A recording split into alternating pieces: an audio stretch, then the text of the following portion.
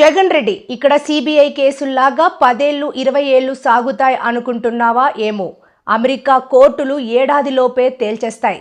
America జైల్లో bread jam మాత్రమే పెడతారు. ఇంటి నుంచి చేపల పులుసు మటన్ బిర్యానీ తెచ్చుకునే వీలు లేదు అని టీడీపీ నేత అన్నారు. చేస్తాడు. అమెరికాలో అట్ట ఉండదు. ఒక జ్యూరీ ఉంటుంది. ప్రజల్లో నుంచి ఒక 20-30 మందిని ఎంచుకొని ఆ 20-30 మంది అంటే ఆ జ్యూరీ వాళ్ళు చెప్తారు ఇతను తప్పుడు చేశాడా లేదా అని. కాబట్టి తప్పించుకోలేవు అని కూడా నేను మనవి చేస్తూ ఉన్నా. This is a trial by the jury. It is trial by jury, not by an independent court. It's a jury trial in US. కరెక్ట్గా సంవత్సరం లోపల జడ్జిమెంట్ వచ్చేస్తుంది. రెడ్డి గారు, మీరు ఎవరెవరు ఇన్వాల్వ్ అయి ఉండారో దీంట్లో అందరు ఇంగ్లీష్ బాగా నేర్చుకోండి. అమెరికా జైల్లో బ్రెడ్ ముక్కలే పెడతారు. మీరు అన్నం తినడం ఆపేయండి. జగన్మోహన్ రెడ్డి, బ్రెడ్ తినడం నేర్చుకో. బ్రెడ్ జామే ఇస్తారు. ఇక్కడ మన జైలులు కాదు నాయన. భారతక్క క్యారియర్లో చేపల పులుసు, మటన్ కర్రీ, బిర్యానీ తెచ్చేదానికి అవన్నీ అమెరికా జైల్లో ఒప్పుకోరు. కాబట్టి ఇప్పటి నుంచే తయారు కావాలి అని కూడా మనవి చేస్తూ ఉన్నాం. సరే, ఈ పీపీఏ గురించి ఆల్రెడీ చాలాసార్లు చాలామంది మాట్లాడున్నారు, పేపర్లో వచ్చింది. సో కొత్తగా నేను దీంట్లో యాడ్ చేసేది ఏం లేదు కానీ, so will go to more interesting subjects. Okay, సరే. మా భారతక్క పేపర్ సాక్షి భారతి పేపర్. చంద్రబాబు నాయుడు 4 రూపాయలకు కొనేశాడు. చంద్రబాబు 4 రూపాయలకు కొనేశాడు. చంద్రబాబు 4 రూపాయలకు కొనేశాడు. చంద్రబాబు 4 ఒకే పాట. 4 రూపాయల 43 పైసలు. ఇప్పుడు నేను అడుగుతున్నా, కొన్నాం, మేము కొనలేదని చెప్పలేదా? కొన్నావా? 4 రూపాయల 43 పైసలకు కొన్నాం. మమ్మల్ని మీరు దొంగ అంటున్నారు. సరే, ఆ సంవత్సరంలో ఎన్టీపీసీ తెలంగాణ 4 రూపాయల 66 పైసలకు కొనింది. అంటే కేసీఆర్ దొంగ అంతే కదా. చంద్రబాబు నాయుడు 4 రూపాయల 43 పైసలకు కొని, అదే ఎన్టీపీసీ సోలార్ పార్క్ ఇదో ఎన్టీపీసీ తెలంగాణలో అగ్రిమెంట్ అయితే అప్పటికి వాళ్ళు కూడా దొంగలే కదా. సరే, అది పక్కన పెడతాం. రాజస్థాన్ 4 రూపాయల 34 పైసలు. అంటే ఏంది? దీని అర్థం ఏంది?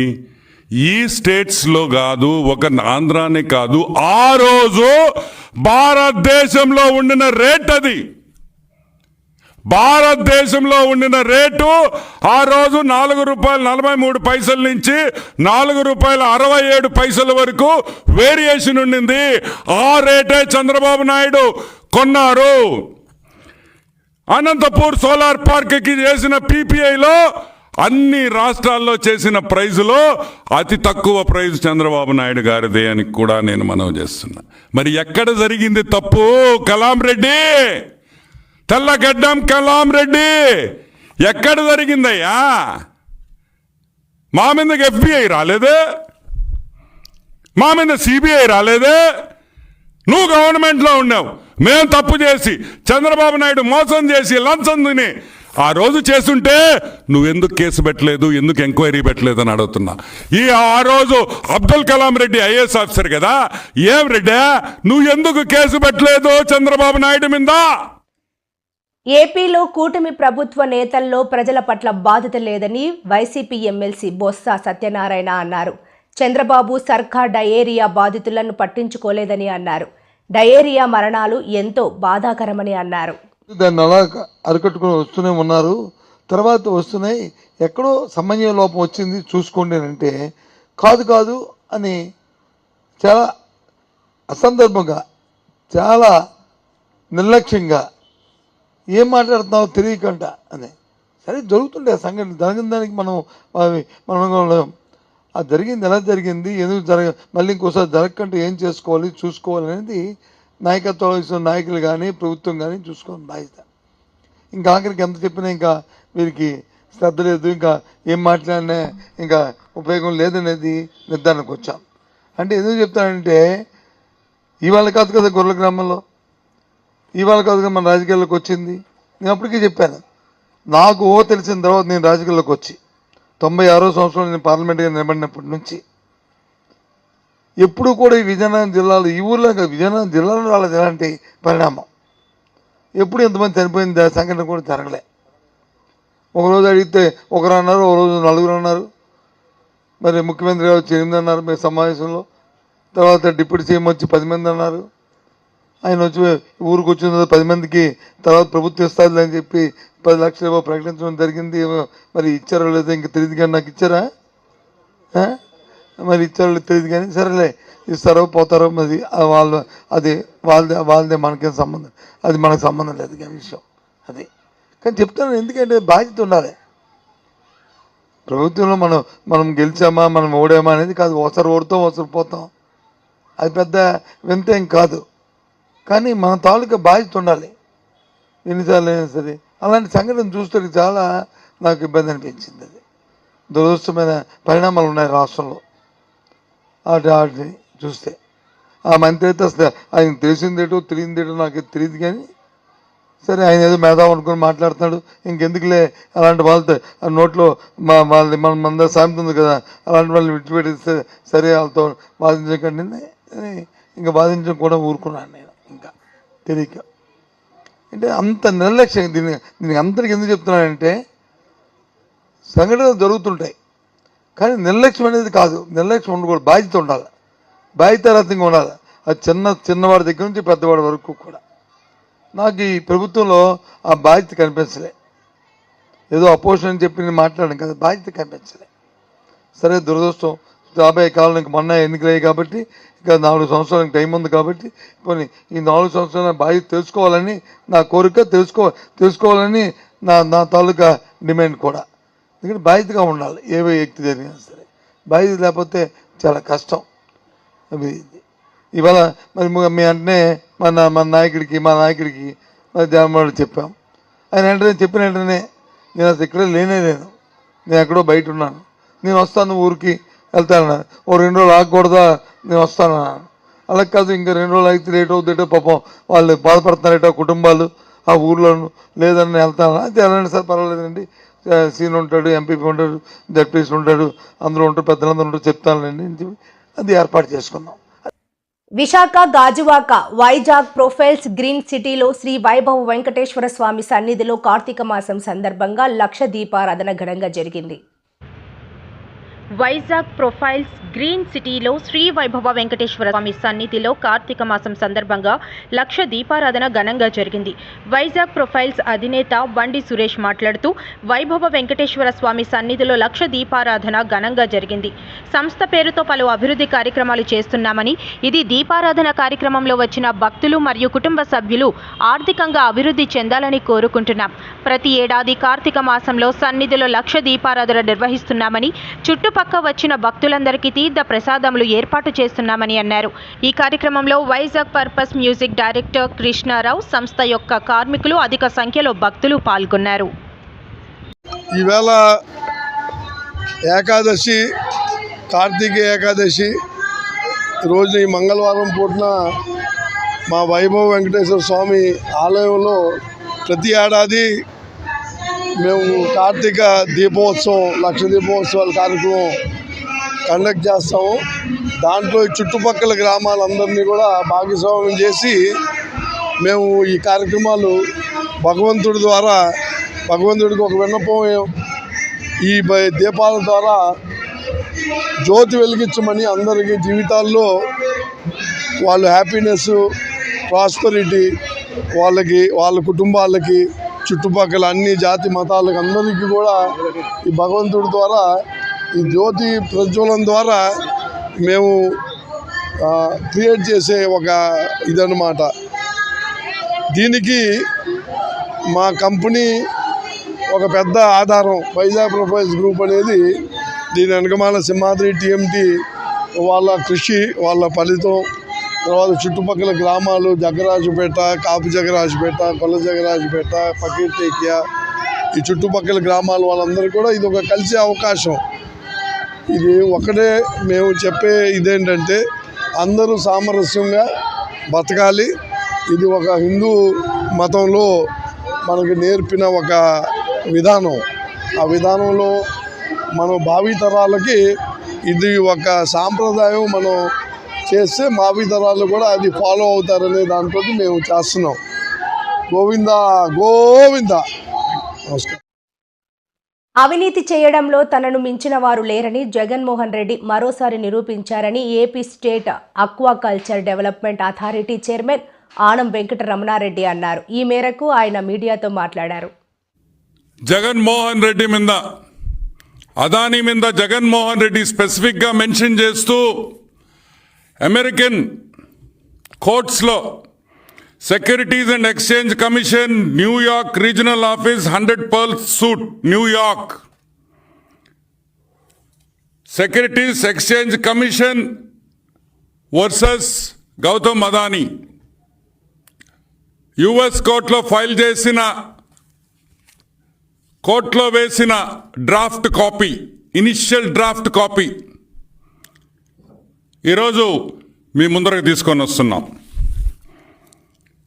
ఈ డ్రాఫ్ట్ కాపీలో చాలా క్లియర్గా, చాలా స్పష్టంగా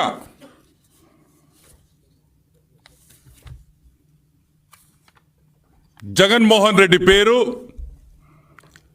ఏపీ గవర్నమెంట్లో పెద్ద పెద్ద బడా ఐఏఎస్ ఆఫీసర్ల పేర్లు, నాయకుల పేర్లు ఏపీ గవర్నమెంట్ ఆఫీషియల్స్ కింద ఆ బ్రాకెట్లో వేయడం జరిగింది.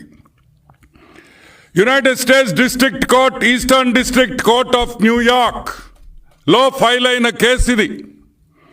Case 1-24 CIV 8080 case number. దాంట్లో వాళ్ళ పేర్కొన్న అంశాలు కొన్ని మీకు ఈరోజు మీ ముందరికి తీసుకొని వస్తా. SCCI అంటే సెంట్రల్ గవర్నమెంట్ ఏజెన్సీ జూన్ 2020లో అగ్రిమెంట్ చేసుకుంది. జూన్ 2020లో అగ్రిమెంట్ చేసుకుంది. 90 రోజుల్లో డిస్కామ్స్తో PPA చేసుకోవాలని ఆ అగ్రిమెంట్ ఉంది. 90 రోజుల్లో.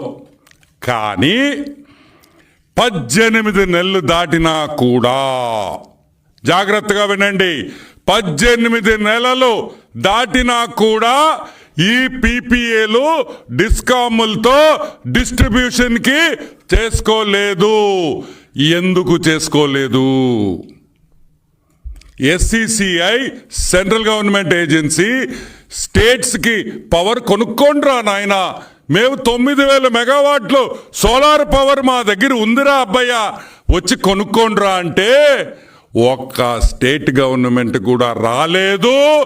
ముందు తన భర్త రవికిరణపై కూటమి ప్రభుత్వం అక్రమ కేసులు పెడుతోందని ఆయన భార్య సుజన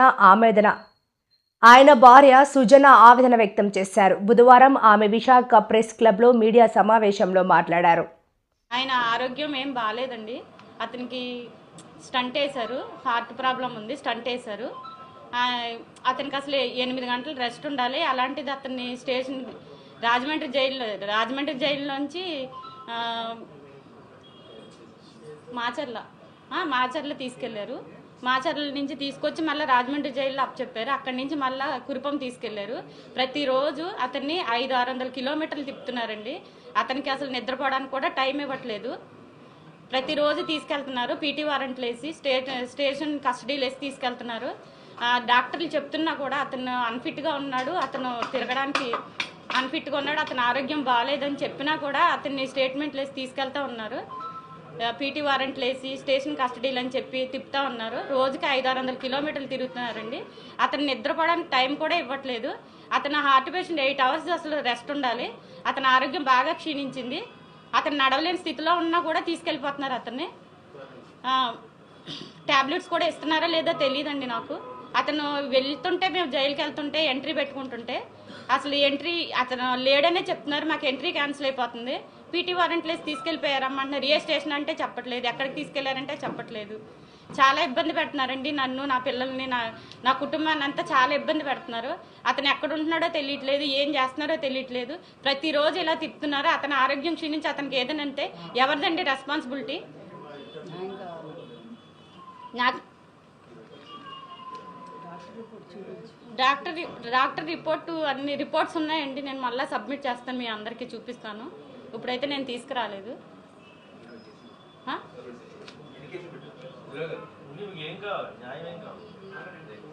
అతని మీద ఎందుకు కేసులు పెట్టారండి? దేనివల్ల కేసులు పెట్టారు?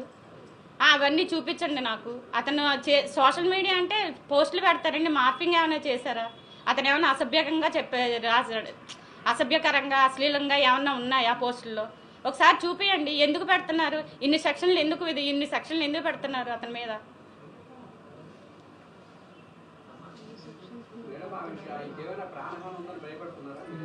ఏమండి తీసుకెళ్తున్నారు, ఇప్పుడు పొద్దున్న తీసుకెళ్తున్నారు, రాత్రి ఏ టైంకి ఇస్తున్నారో తెలియట్లేదు. ఇంటి దగ్గర నుంచి అరెస్ట్ చేస్తుంటే నేను ఫాలో అవుతున్నాను, అందుకని నన్ను కట్ చేశారు. జైల్లో పెడుతున్నారు. జైల్లోనే ఉంచుతున్నారా? జైలు నుంచి తీసుకెళ్తున్నారు. ఎప్పుడు తీసుకెళ్తున్నారో అర్ధరాత్రి లేదు, సండే లేదు, ఎప్పుడు లేదు. ఎప్పుడు తీసుకెళ్తున్నారో తెలియదు, ఎప్పుడు తీసుకొస్తున్నారో తెలియదు. అతను అక్కడ ఉన్నాడని మనం వెళ్ళి ములాఖాత్ పెట్టుకుంటే అక్కడ లేడమ్మా, పీటీ వారెంట్ మీద తీసుకెళ్లారు. ఎక్కడే తీసుకెళ్లారు మాకు తెలీదు, ఇట్లనే చెప్తున్నారు. జైల్లో కూడా మాకేం చెప్పట్లేదండి. అక్కడికి వెళ్ళి అడుగుతుంటే కూడా మనిషి ఉండట్లేదు, మమ్మల్ని కలవనివ్వట్లేదు అసలు ఆయన్ని.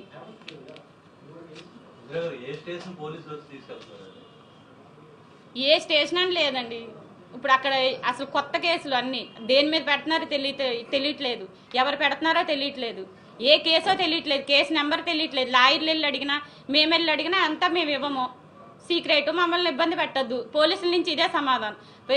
మొత్తం పోలీస్ వ్యవస్థ అంతా ఈ వైసీపీ సోషల్ మీడియా కార్యకర్తల కోసమే పనిచేస్తున్నారు వీళ్ళు.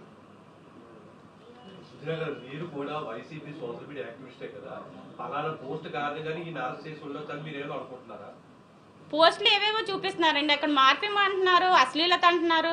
మరి టీడీపీ అని ఏదో పేజీ ఉంది వీళ్ళది. మరి వాళ్ళ దాంట్లో ఏం అసభ్యకంగా అశ్లీలంగా ఉన్నాయి కదండి వాళ్ళు.